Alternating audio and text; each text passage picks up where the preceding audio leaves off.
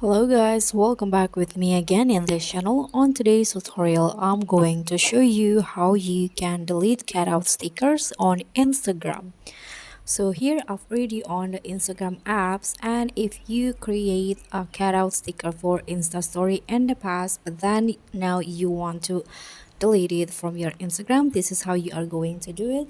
First, you need to open the Instagram camera on your phone, and then I'm going to just take a random picture like this, for example.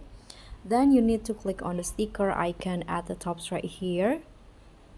Tap on that and scroll down, and you'll see your stickers in here.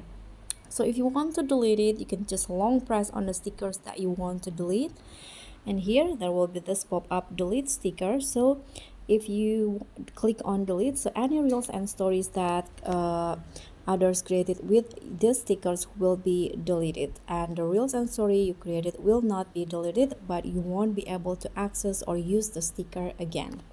So let's just click on delete if you are confirmed, and just like that, now the sticker has been removed from your Instagram. And that's all for me. Thank you so much for watching. Don't forget to like, comment, and subscribe. Also click on the thanks. Bye.